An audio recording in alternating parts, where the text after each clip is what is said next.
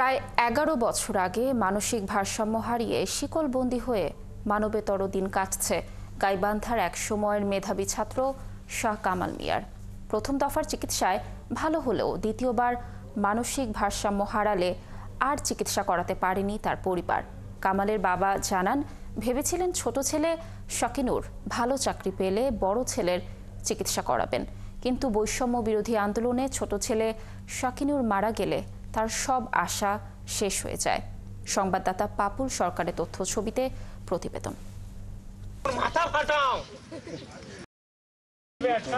গাইবান্ধার পলাশবাড়ী উপজেলার কিশোরগাড়ি গ্রামের কৃষক জামিল মিয়ার বড় ছেলে শাহ কামাল মিয়া। প্রায় ১১ বছর আগেও অন্য স্বাভাবিক কিশোরের মতোই ছিল তার জীবন। পরিবারের লোকজন ও সহপাঠীরা জানান, তিনি পড়ালেখায় ছিলেন মেধাবী। কৃতিত্বের সাথে ২০১১ সালে এসএসসি ও ২০১৩ সালে জিপিএ 5 পেয়ে এইচএসসি পাশ করে ভর্তি হয়েছিলেন পলাশবাড়ী সরকারি কলেজে রাষ্ট্রবিজ্ঞান বিভাগে। আসলে আমার এই বন্ধু শাহ কামাল, আমরা ক্লাস 6 থেকে ইন্টারমিডিয়েট পর্যন্ত আমরা একসঙ্গে লেখাপড়া করছি। ওনার মনে করো যে ইন্টার পরীক্ষা দিয়ে বাচ্চা যে কি হলো সেটা কেউ বলতে পারলাম না। অজগবিতে মনে করো চুল খায় দায়, আবার কোনো আবল দাবল বলে। কিন্তু হঠাৎই মানসিক ভারসাম্য হারিয়ে ফেলেন তিনি।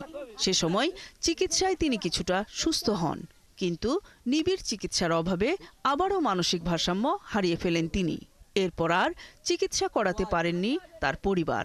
তার বাবা মা জানান, ছোট ছেলে শাকিনুরকে ঢাকা পাঠানো হয়েছিল কাজ করে পরিবারের ভাগ্য বদলাতে। কিন্তু ৫ই আগস্ট বৈষম্য বিরোধী আন্দোলনে আশুলিয়ায় পুলিশের গুলিতে মারা যায় শাকিনুর।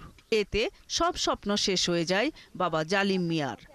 একটা গুলি খায়ে মারা গেল, আর একজন তো পাগল হয়ে গেল। এখন তাদের আশা ভরসা করতে পারলাম না।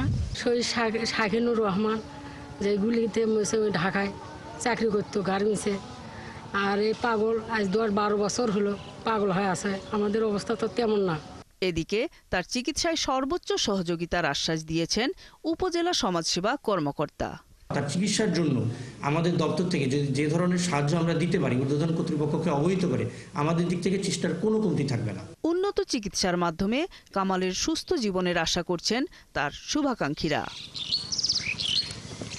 নূর তাজমিন নীর, ৭১।